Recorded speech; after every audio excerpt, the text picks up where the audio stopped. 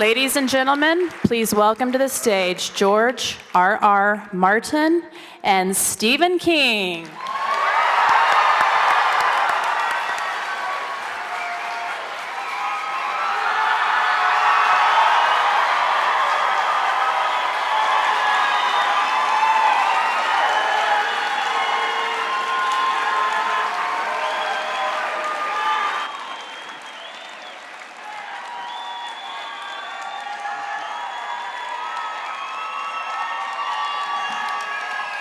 Thank you. It's all downhill. It's all downhill from here. My, there are a lot of them. Yeah. Well, good to see you all. And Steve, welcome to the land of enchantment. Thank you. Have you been here before? Do you know New Mexico? Yeah, I've been to New Mexico before, but probably I wasn't entirely straight at the time, and this time I am, so it's a big difference. Yeah, I've been to Taos, so listen, you know, this guy's a native son, and he's terrific, okay? And before we do anything else, I have to tell you that that I had not read any of the Game of Thrones books. This goes back about, I'm going to say about 6 years, and I had kind of a thing where I said to myself, you know, probably don't want to read these things because, you know, I tried to read Robert Jordan and I couldn't read any of those books, and so I thought probably these are just terrible. So, you know, I didn't have any real urge to go into them. My wife had them all, but my wife and I don't talk that much about books. We talk about everything else. So here's what happened. I was down in Florida. I don't want to go there, but we turned 65 and it's the law. So we're down in Florida, and I drove down, and we were having dinner with some friends when we were down there, and I started to have what I thought was a cramp underneath the left knee. And by the time that we got back to our house, I could barely walk, and I just had to kind of pull myself up the stairs. And pretty soon it was all down my leg and up to my hip and everything, which scared the shit out of me because I'd had an accident before where some guy hit me with a van, and that was on the right side, and this leg is not as strong. So I went to the doctor, and the doctor said, well, you're getting on in years. You have sciatica. And I said, how long is this going to last? And he said, it will go away when it goes away. And sciatica is this weird thing. Usually if you have a back problem, it's in your back. But this was in the leg, and somehow it's worse when you lie down. So I couldn't really sleep, and I had a book that I was supposed to record. We were in the Sarasota area, and I had to go to Bradenton, and it hurt to drive. Everything hurt, and I couldn't sleep. So one night while I'm awake, I'm saying to myself, well, I'll try one of these fucking George Martin books and see if this thing is any good. And it just carried me away. It just carried me away. The books, which are what books are supposed to do. And what I had not expected, the last thing I had expected from those books is what page turners they are, you know, and I just got lost. And so when I couldn't sleep at night, I read the books, and then when I had to go and record this thing, I had the audio versions, and I'd plug in the CDs in the car, and they saved my life, man. So thank you. Well, I'm glad, because you've written many terrific books since. It would have been a shame not to do that. Steve and I actually knew each other back in the old days, by which I mean the 70s and the early 80s. In those days, he used to go to science fiction and fantasy conventions, where we would run into each other at the World Fantasy Convention. We played poker together. We played poker together in a St. Louis convention, Archon. Nickel, dime, quarter. And I learned then a valuable lesson. You cannot bluff Steve out of a pot, even if you raise a whole quarter. He just called all my bluffs. But, well, welcome back to New Mexico. It's great to be here. Great And to be here, yeah. you're here with the concluding book of the Mr. Mercedes trilogy. Right. Which, And you know, I got to say that I'm doing this with George now, and like last month, George did a conversation like this with my kid, Joe Hill. His name is actually Joseph Hillstrom King, but he didn't want to be. He didn't want to feel that he had made a success or whatever on my coattails, so he wrote under this pen name. And he's got a book that is currently on the New York Times bestseller list. It's called The Fireman. It's terrific. yeah, it's amazing. An amazing book. An amazing book. And at the Jean Cocteau Cinema in Santa Fe, we still have signed copies. Yeah. So drive up to Santa Fe and get an autographed Joe Hill. That's right, and it's terrific, and you should buy it, but you should buy my books first because I'm older, and I'll die sooner, so there. What do you want to talk about, George? Joe was a great interview. Actually, I'll start with an embarrassing story that Joe told me. So when your name somehow came up in conversation with Joe, I think it was before he made us all play kazoos. We're not going to make you play kazoos, by the way. So you can. I guess we've disappointed them. We should break out the kazoos. Yeah. And I got a kazoo story I got to tell it, but Joe said that you and your wife were old hippies, and when he was growing up, every once in a while, you would cheerfully announce, "Tomorrow is Naked Day." And then Yes. he and his siblings would have to cover their eyes as you and Tabitha walked around the house all day naked. Yes, I've heard that story from Joe many times. It's not true. And that story tells more about my son's ability to fantasize than anything else. No, it isn't true. I got to tell the kazoo story. Joe handed out kazoos because he wanted to get people involved and do a sing-along or something like that. And I said, well, maybe you can get him to play kazoos because almost everybody can play kazoos.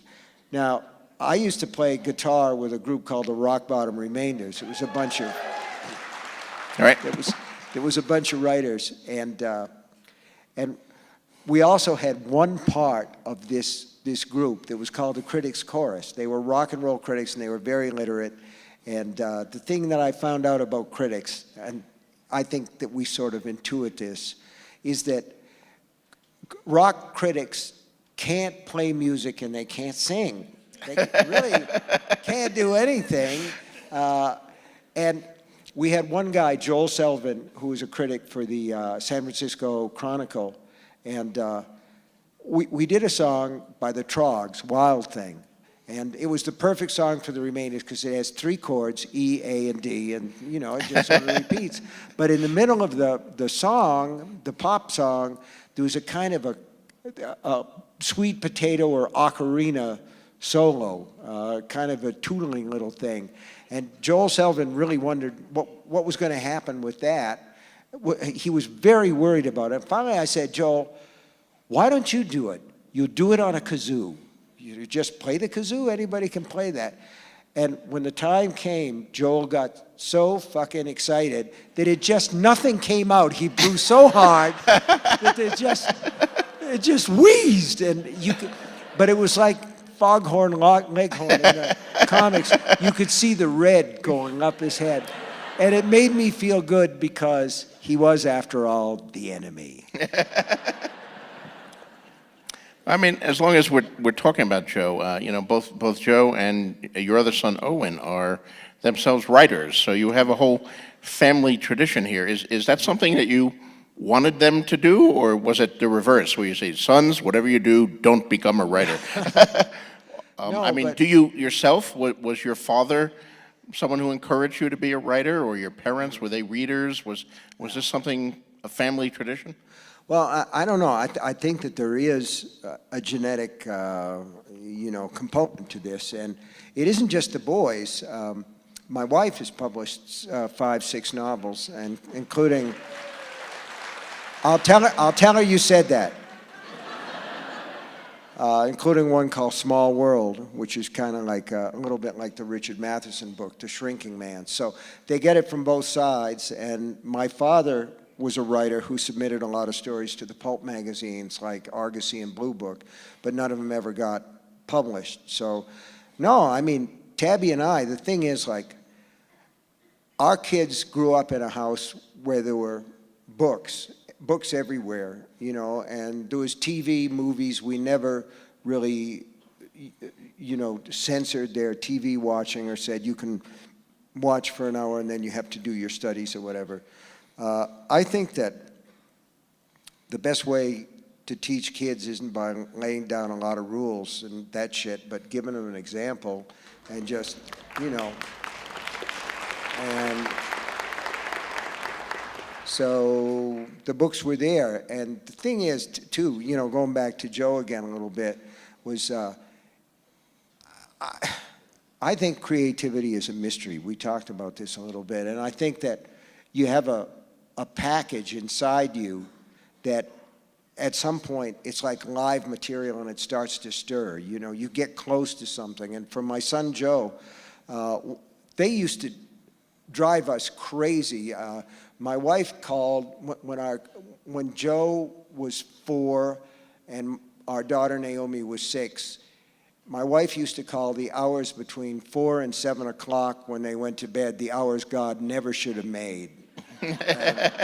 Because they just fought constantly and they fight over the TV or they fight over anything. And one day, just out of total desperation, I stopped at the drugstore and I got a G.I. Joe comic book. And I took him on my lap, and that was the end, man. That was the end of the fighting. That was the end of everything, because Joe just fell into that comic book world.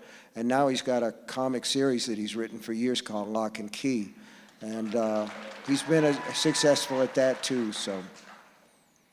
It's interesting that your father was a writer who was trying to sell to the pulps, but failed at it, and yet, did he encourage you to write even though he had failed at it? You know, my father was a longshoreman, and he certainly didn't. In fact, he said just the opposite. Son, you don't want to wind up on the docks unloading a ship. Do something else, but don't be a longshoreman. No, my father didn't encourage me to do anything because he split when I was 2. My brother David was 4. He said he was going out for cigarettes, and it must have been a rare brand because he's still looking so far as I know. But yeah, so. My mother raised us, and she was a reader herself, and she read to us, and she read comic books when we brought them home. She didn't like it, but she would. And I remember very vividly when I was about 7 years old, sitting out on the porch in this apartment where we lived in Stratford, Connecticut, and she read us Dr. Jekyll and Mr. Hyde. And I kind of, you know, that was another thing that sort of tripped my dials. But around that same time, we were living in apartments in Connecticut, and my mother was working. She worked in a laundry for a while, and she worked in a bakery for a while, and she was a housekeeper for a while. And we didn't have much because our dad left her with a lot of bills when he ran out. But my brother came running into the room one time. We were latchkey kids before there were latchkey kids. So we got home from school. My mother was working. We had the apartment to ourselves. And David said, you got to come up to the attic. I found a whole bunch of our dad's stuff that our mother had, you know, stowed there. So we went up, and there were boxes and boxes of stuff. He was in the Merchant Marine, and there was stuff from overseas. And there were little, you know, Japanese dolls, and there were drink coasters from foreign places, ports of call, as they used to say. And there was a box of books, and they were paperbacks, and the one on the top was The Thing from the Tomb by H.P. Lovecraft. And when I saw that, I said, that's really scary. This is what I want to do. So. Well, I think you've done it. How did it happen for you? When did you start to do it? Why? Why, George? Why? Tell us why. I started writing stories really young. I mean, and since I'm a pack rat, I still have most of them. I mean, I have one of those speckly black and white school notebooks filled with an encyclopedia of space, where I would draw a planet and then I would write, block printing, because I hadn't learned to write yet, so I must have been like 5 or 6 years old, the characteristics of this planet. And, the planets were like circles colored in with crayons. Mars was red and Venus was green and all that. But I had mixed up Mars and Venus with like Mongo and planets that I entirely invented, that I was making up my own planets to add to the solar These system. people don't remember Mongo. They don't remember Mongo? Ming, the emperor. Ming the Merciless. Flash Gordon. Flash Gordon. Not to be Martin, confused Dr. with Flesh Zarkov. Gordon, an entirely different movie. And then I remember I used to buy these little aliens that they sold at the 5 and dime store for 15 cents each, little plastic aliens, and I got the whole set of them and played with them and invented personalities for all of them. I decided they were a gang of space pirates, and the one with the big head was the chief, and the one who was holding a weird weapon was the torturer. I had to have a So torturer basically, you're right saying from the first. you were crazy. Basically, yes. Yeah. I think it was partly, I mean, we didn't have much money. I lived in Bayonne, New Jersey, in the federal housing projects. My father went through long periods of unemployment before he finally got on as a longshoreman. We had no car. We lived on First Street. My school was on Fifth Street. That was my world. It was 5 blocks long. So books and comic books, which I also read vociferously, were my ticket to a wider world. I dreamed of, what the hell was on 8th Street? I had no idea, a whole different world with alien peoples. And on First Street, of course, Bayonne is a peninsula, so there's a Deepwater Channel called the Kilvan Col that separates Bayonne from Staten Island, New York. So I would see the lights of Staten Island from our windows in the dark, and that was, Shangri-La to me. And I invented all these stories to kind of explore the world. Yeah, I think that the same thing is true for me. I just started to fantasize at some point, and then I began to put the fantasies down on paper. And this is a wonderful job, but it's a strange job in that the stuff that I've written, there's one story called Survivor Type about a doctor who is muling heroin into the United States, and his ship sinks, and he is the only survivor, and he winds up on this rocky island where there's really nothing. And there are a couple of birds, and there's some water that gathers in cracks in the rocks, but he catches one of the gulls and eats it raw. And while he's chasing another one, he snaps his ankle, and after that he can't catch the birds anymore. But he does have all this heroin, and he is a doctor. And at that time, I was living in a little town in Maine, and we had a retired doctor who lived next door. So I went over to him and I said, Dr. Drews, how long could a man survive by cutting off pieces of himself and eating them? And he gave me this look like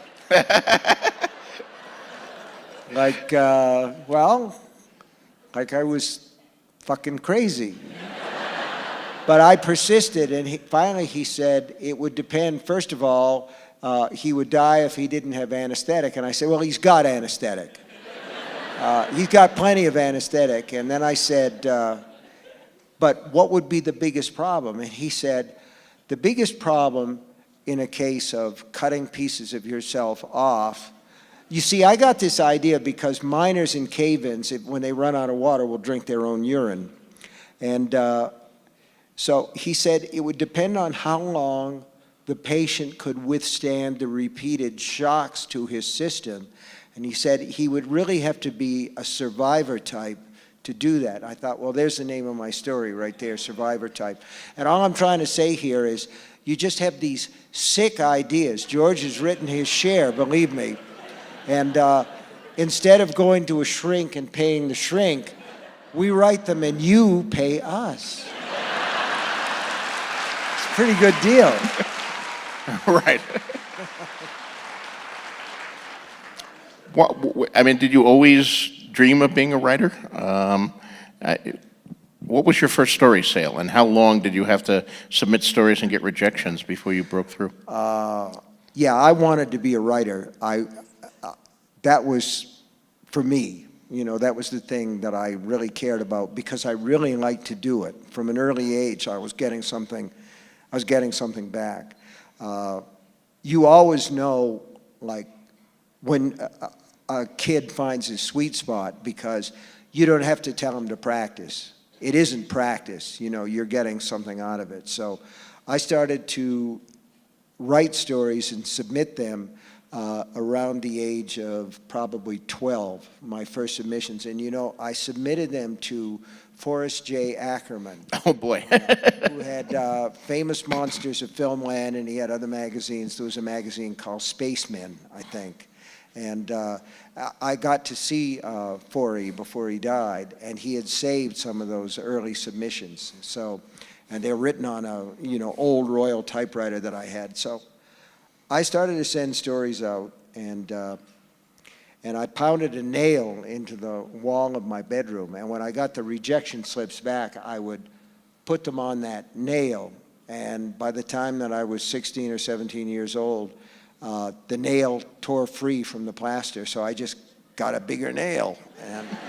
And then when I was 19, I sold a story to Startling Mystery Stories. It was called The Glass Floor, and they paid me, like, I think, $35. That was my first sale.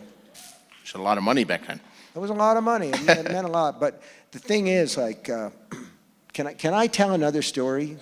Sure. I sold 2 stories to those Robert Lowndes magazines, Startling Mystery Stories. Right. I remember them. There was another one, Tales of Horror and Suspense or something. They were small checks. So when I was a senior in high school, in college rather, I wrote for the campus newspaper, and one of the big attractions was they had all these typewriters, and my typewriter in the apartment where I lived basically sucked a bird. So they had these typewriters, and just before I graduated, I had an idea. I'd worked the summer before in a woolen mill, and when 4th of July week came along, the foreman said, we're going to shut down the mill for a week. Now you have your choice. Either you can take the week off without pay, or you can join this cleaning crew. We're going to go down and we're going to clean the basement and the sub-basement where nobody's bothered to clean anything out for years. So I took the week off, and when I came back, this guy I worked with in the dye house said, oh man, Steve, you should have been there.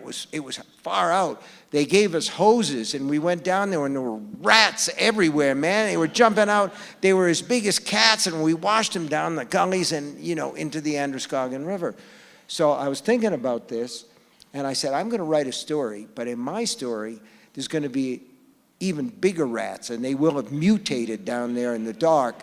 They're going to be as big as cats. They're going to be as big as dogs. And so that story was called Graveyard Shift, because that's when they were doing it. And so I was working on this story, and one of my friends came in, Mac came in, and he said, what are you doing, Steve? And I said, well, I'm writing a story about giant rats under a mill, and this cleaning crew is kind of besieged by these rats and driven backward. He said, man, that's great. He said, what you got to do is, like, one of these guys goes crazy, and he's running around, and he's ripping rats' heads off, and flinging the bodies beside and everything. And I thought to myself, it's good, but it's not literary, okay? It doesn't have that sort of, like, feeling, that kind of like John Cheever, John Updike kind of feeling of. So what I did instead of that was, because he was on the right track, he wasn't shooting high enough.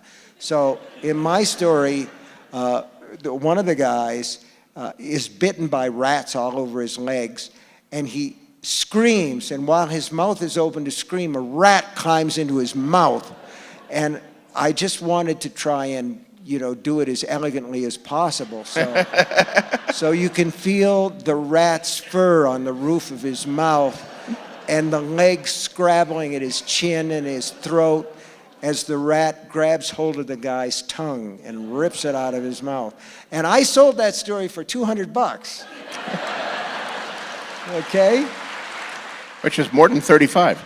Pardon me? Is more than 35. It was more than 35. You were moving up in the and world. That was to Cavalier magazine, and I sold a bunch of others to those. I got married the next year, and we had a little girl, Naomi, and when she got the ear infections, my wife would say, "Hurry up, think of a monster." Oddly enough, rats helped launch my own writing as well. They've been good to us. Rats have been good to Steve They and have, George. yes. I think I was a sophomore in high school, and I was kind of a nerdy kid. I wasn't one of the cool kids. I wasn't good at sports. I was good at, honor roll and stuff, but that doesn't cut any slack in school. That just gets you more abuse. But sophomore year, one of my English teachers was teaching Poe's Pit and the Pendulum. And he said, this story has a terrible ending. If you remember that story, the guy's in the pit, the pendulum's coming lower and lower, and then suddenly in the last paragraph, trumpets sound, and the pendulum pulls up, and he's saved. The Inquisition is in the hands of its enemies, is the last thing. And my English teacher said, this is a classic example of the Deus Ex Machina. So our assignment was to write a better ending for the pit and the pendulum. Oh, boy. So I wrote an ending where the rats came out and ate the guy, and they ate his cheeks, and they ate his toes, and they ate his face, and the pendulum cut him in half, and he died horribly, screaming in horrible pain. I thought it was a much better ending than the one that Edgar Allan Poe came up with. It has a certain uplift to it, I feel. It does. But what was the real boost for me is the teacher liked it too, and he had me read it to the class, and suddenly all these kids who'd never thought much of me thought I was the coolest kid in class, man. Wow, what a great story. The rats ate the guy. They loved it. And I said, well, I got to do more of this writing stuff. It's really pays off. Yeah, that's pretty much my experience with it too. And one of the things it's funny is we do this, we talk about these things, and you guys all laugh and applaud, but later on, when you get home and you're in the dark, it's not going to seem so funny then. I've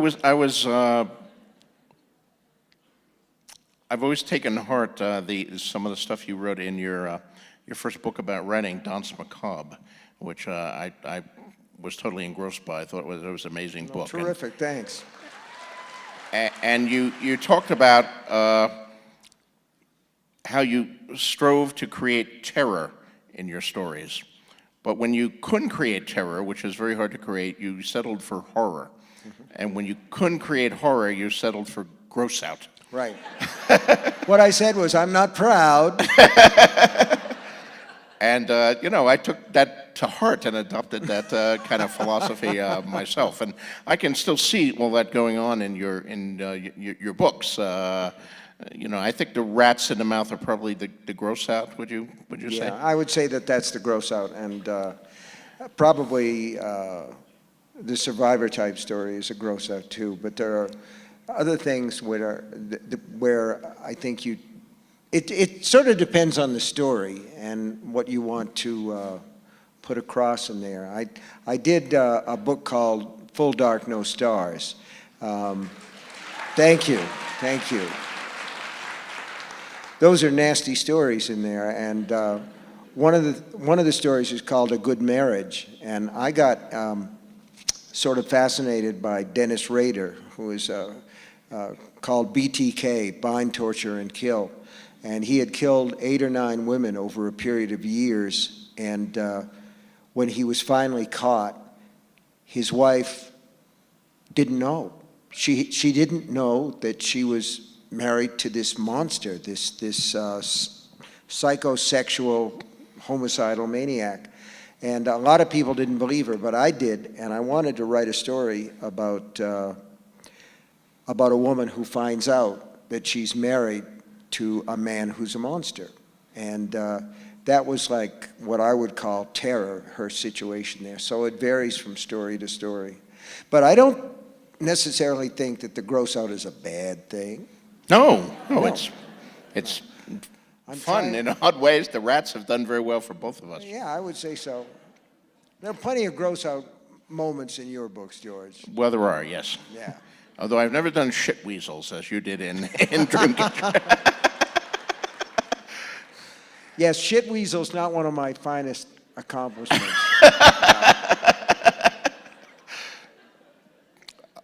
I think actually, to my mind, the finest gross out movie moment was in a movie that I wrote called Creepshow, and E.G. Marshall was in the movie, and he played a guy. There was the last story in the Creepshow thing was called "They're Creeping Up on You," and this was a guy who was deadly afraid of bugs. And at the end of the movie, he sort of exploded, and there were thousands of cockroaches that came out of him. And Tom Savini did the special effects for that movie, and I had also, well, I'm not exactly unproud or humiliated. I played a character called Jordy Verrill in that movie. And to this day, fans come up to me and say meteor shit. Which I just did. So, but at the end of the Jordy Verrill story, Jordy, who is growing and becoming a weed at that point, blows his head off, what remains of his head, with a shotgun. And so I had to have a full head mold made of my head. And it's a very uncomfortable experience. They give you a straw that you can breathe through, and you have to sit there for about a half an hour while it hardens. So you think about like a CAT scan or an MRI, only spread all over your head. And it was a creepy experience. So E.G. Marshall comes in because he had to have one done too. And I thought to myself, I'm going to watch this because this guy's going to freak out when he gets this plaster all over his head with just the straw. But he was just as cool as a cucumber about it. And the thing is over his head, and he's got the straw out of his mouth. And we're in the makeup room, the special effects area, and E.G. Marshall raises his hand, and he goes like that. So Tom knew what he wanted, and he got a pad of paper, and he put a pencil in E.G. Marshall's hand, and he's all covered with plaster down to the neck, and I'm watching as he writes, B-O-U-R-B-A-B-O-N, bourbon. So they got some bourbon and they got an eyedropper and they put it down that straw. And he was just as happy as a pig in shit, so. I have avoided that experience so far. But at one point during first season of Game of Thrones, I was hoping to be a severed head. There was the scene where Ned was killed and his head was on the wall, and Sansa was made to look at all the heads on the wall. It was quite a moment, I'll tell you that. And I suggested to David Benioff and Dan Weiss that the three of us be the heads next to Ned, and they were all cool for the idea. So we were all going to have our severed heads made and mounted on the wall. But then, we were, like many television shows, facing budgetary problems, and they found out what those severed heads cost. So they said, sorry, George, we can't afford to make up these special severed heads for just a shot. Instead, they recycle a lot of things in Hollywood. Instead, they bought a big box of used severed heads from a previous production, and we put all those severed heads next to the wall. And they were cheap. We got the box. I don't know what they came from, the severed heads that we got in the box. But they were cheap, and they saved us money, and everything worked well, except one of the severed heads was George W. Bush. And, and that was fine too, because he was bald and nobody mentioned him until like a year later when they're doing the Blu-ray version. And one of the directors doing the commentary said, "Oh, and you see the head next to Ned? That's George W. Bush." And of course, the right-wing talk radio got a hold of it, and it went crazy. Rush Limbaugh was having kittens, and people were claiming we wanted to assassinate the ex-president, and we were Hollywood liberals who had mounted head. And I'm trying to say, no, it was just we just bought a big box of heads. It could have been anybody's heads in there. You know what? I'll tell you what. That's what you get into when you do what we do. I mean, it's a wonderful thing, but it's really strange. We did a mini-series of The Stand, and we filmed a lot of it out here in the West. Thanks. Thank you. And we filmed a lot of it on location in Boulder, Colorado, because a lot of it's set in Boulder. And we did this one scene where Harold Lauder and he's on this burial crew, and they go into a church where the people have gone when they are sick before they expire, and the church is full of dead people. So we needed to fill a church with dead people, and the director, Mick Garris, had a call in to some special effects people that he knew that had worked with a couple of other directors who'd done zombie pictures. So the people in Boulder were treated to the sight of 2 pickup trucks full of dead bodies. They were coming to this church on the west side of Boulder, and they were all spongy, because that's basically what they are, and they're all kind of bouncing up and down, and it was very realistic. They really looked like, dead bodies, which they're supposed to look like, because it's... So let's talk about something Moving a little right more along. serious for a moment here. Let's talk about a little bit about End of Watch and the Mercedes thing here. Your villain, and you guys haven't read it yet, but it's terrific. I think you'll like. I hope you've read the first 2. If you just picked up this book here, you have 2 more to read before it. That you have to read them in the right order because it's a trilogy, starting with Mr. Mercedes. There you go. Buy them all and give them to your friends. And Mr. Mercedes begins with Brady Hartsfield, your villain, who's a pretty villainous villain, driving his Mercedes through a crowd of job seekers who are lined up, poor people who are trying to get a job at a job fair. They've lined up and killing a whole bunch of them, crippling and injuring many more. A completely unmotivated act of random violence. And of course, all of us have this in mind these days in light of just what happened in Orlando. And yes, the situations are different. Brady Hartsfield used a Mercedes, and the shooter in Orlando used a semi-automatic weapon and had allegedly motivations, political motivations, ISIS, hate crime motivations, hatred of gay and lesbian people. But it seems to me that there's a similarity there, this just desire to kill people, perfect strangers who have never hurt him or done anything to him, and all that. This is a really kind of dark side of the human psyche. Mm-hmm. Yeah. I got the idea originally, the kernel of the idea that became Mr. Mercedes came to me. I was driving up from Florida, and I make that drive by myself, and it's a place where I sort of recharge and listen to a lot of rock and roll and a lot of alt country stuff, and just kind of let my mind go in neutral, and it goes where it's going to go. And the first night after I left Florida, I stayed in South Carolina, and there was a story on the local news about a woman who had driven her car into a line of job seekers at McDonald's. Now, this was just after the economy cratered in 2008, and McDonald's had made a big deal, sort of a PR push about how they were going to help out America by hiring all these people at minimum wage, whatever it was at that time. And the story was that this woman had found out that her boyfriend was cheating on her with an outside woman, and that this outside woman was supposed to be at this job fair, and by God, she was going to take her out. Well, she didn't take her out, but she did take out a whole bunch of other people. And I thought, there's a seed here, there's something here in this act of almost random violence that I want to write about. And eventually, it became Mr. Mercedes, Finders Keepers, and End of Watch.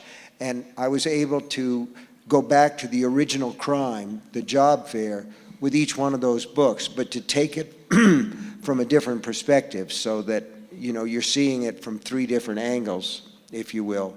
And the thing about Brady Hartsfield and what you're talking about, which is this whole kind of evil act on a grand scale, is that Brady only kills 8 people at the job fair, and he wounds a number of others, but he gets away with it. And his real plan is to get into a very large gathering, which happens to be a concert for a boy band, in a wheelchair loaded with plastic explosives, and kill himself and as many other people as he possibly can.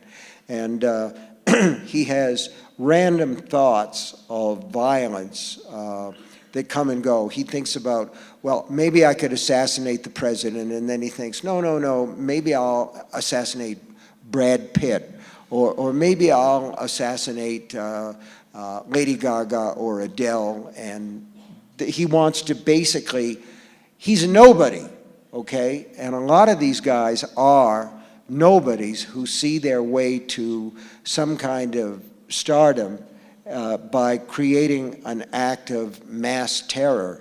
And of course, the sad thing about this is that we remember the killers long after their victims are forgotten.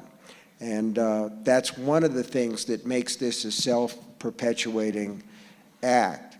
But I would argue that someone like the man who shot all these people in Orlando, he may have pledged allegiance to ISIS, but before that, he was a spouse abuser and somebody with a lot of anger. And I think that in a lot of cases, these acts are perpetrated by people who may put some political icing on the cake, but basically they're just fucking crazy.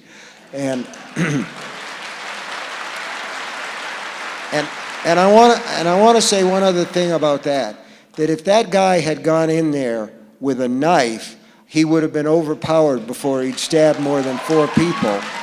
And as long as you know, anybody who's got only 2 wheels on the road can walk into a store and buy a fucking killing machine, you know, like an AR-15 or something, this is just going to go on. I mean, it's really up to us. Yeah. I mean, my fantasy series, of course, is often compared to Tolkien, and I've talked in many interviews about and I love Tolkien. I'm the biggest fan in the world of Lord of the Rings, but Me too. Yeah. Tolkien's view of good and evil in that is you know, evil is externalized. It comes from Sauron or Morgoth before it, and there are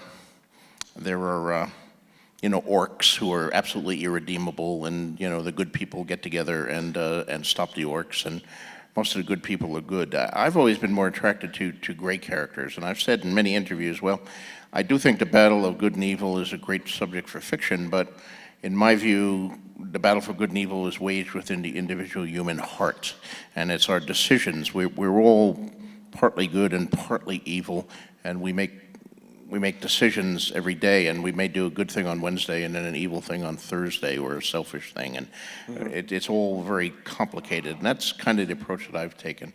But I'm also a huge fan of Lovecraft, and I think you are too, from reading some of your books, and I see Lovecraftian influences in things like the end of Revival, the vision of the afterlife there is a terrifying Lovecraftian moment. The short story, the name I'm forgetting, about the standing stones that everyone who sees Right, them yeah. gets OCD. That's a very Lovecraftian It's an easy story. title to forget. It's just N. Really, okay. Yeah.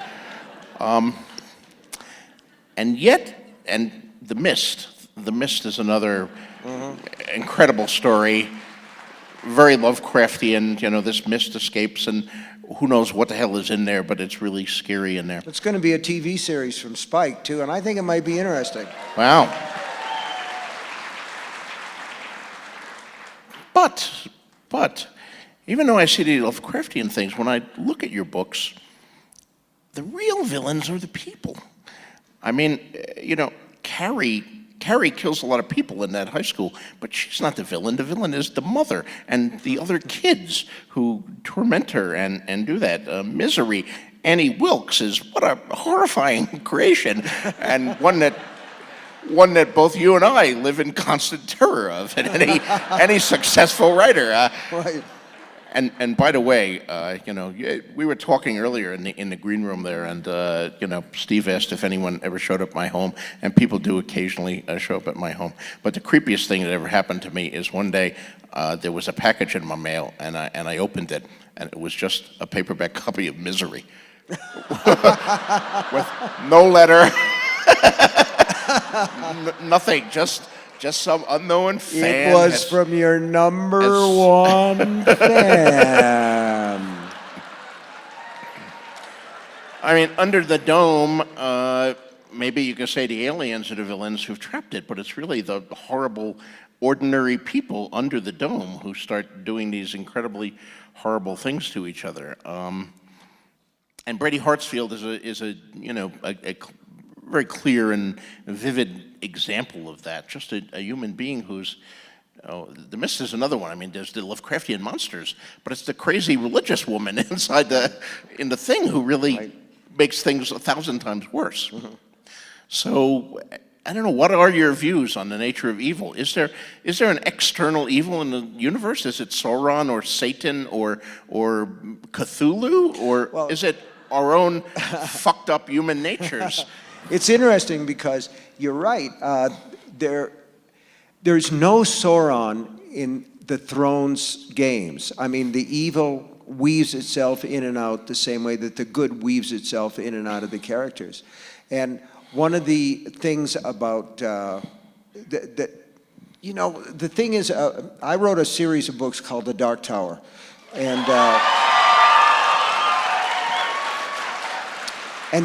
those books were all done. Basically, the 7 Dark Tower books are one long novel that never got edited because they were done either as short stories or they were done as limited editions from Donald Grant Press.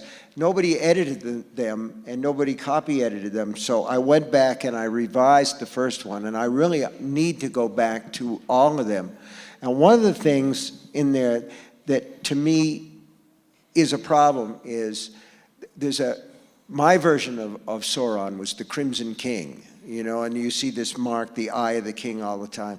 That's outside evil, and in a way, outside evil is a more comforting concept than, the idea that the devil made me do it is a way of shucking responsibility and saying that I'm not there. So I think that we all understand that evil is inside a lot of people, and yet at the same time, I think that what a lot of, and I'm not expressing this very well, but what a lot of horror fiction does and what a lot of fantastic fiction does is it allows us to grapple with the outside evil that strikes us. You get a call on the phone that says, your cousin is dead because he was in that Orlando nightclub. Or you get a call like in the thing that makes End of Watch start. You get a diagnosis from the doctor that says you have cancer and you're probably going to die within the course of 16, 17 months because this thing's just gone too far, and it's the kind that's, in the book it's pancreatic cancer. And it's not a spoiler really because it's on page 9, for Christ's sake. So, So don't yell at me. I hate this thing about spoilers. Wow, wow, wow, you spoiled this, you spoiled that. You can't spoil a book. Jesus Christ, it's a story. I mean, you go in there to have the experience. It isn't like, getting a G.I. Joe from the, in your cereal box or something. I told you I'm Rosebud not is the sled. I'm not expressing that very well. So there are two kinds of evil. There's inside evil and there's outside evil. And I think that when we have the stories like, N and the Lovecraftian stuff, we're trying to cope with the sort of things that happen in our lives that are bad things that we don't understand. Mm-hmm. George, we're going to have to wrap this up pretty soon. Is there anything that you've always wanted to ask me? Because, George, I will. Yes, there is something I want to ask you. All right. How the fuck do you write so many books so fast?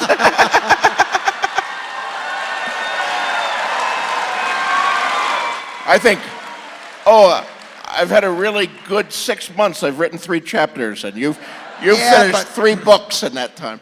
Here's the thing, okay?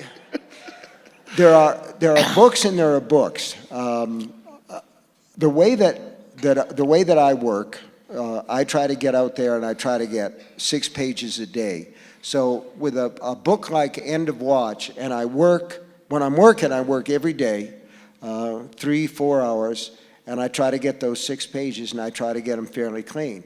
So if the manuscript is, let's say, 360 pages long, that's basically 2 months' work. It's concentrated, but but that's assuming that it goes well. And you do hit 6 pages a day?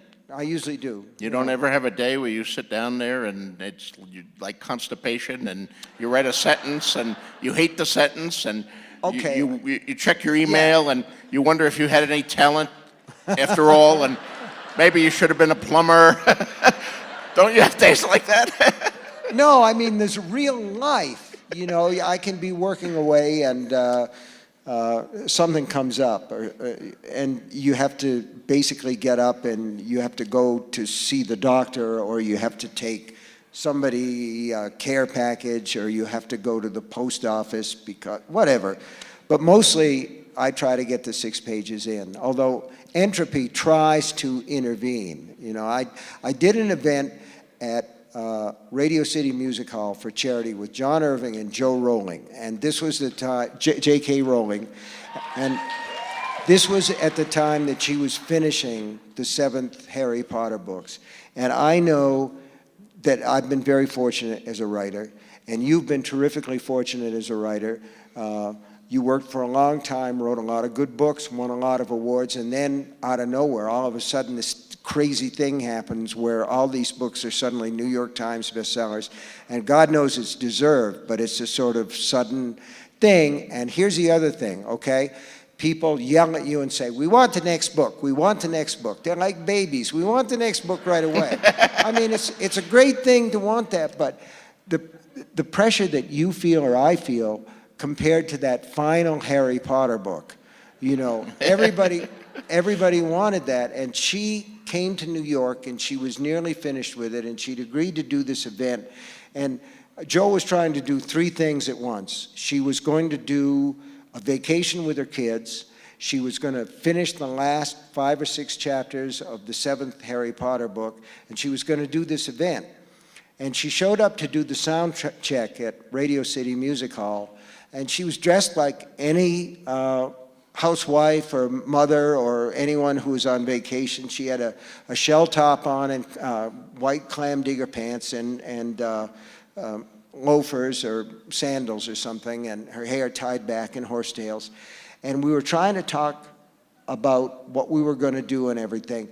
And the Scholastic Press publisher is pulling her aside and talking to her. And Joe was very polite. But when she came back and talked to me, she was really, really angry. And what she said was, they don't understand what we do they? And I said, how can they understand when we don't understand? All too true. Yeah.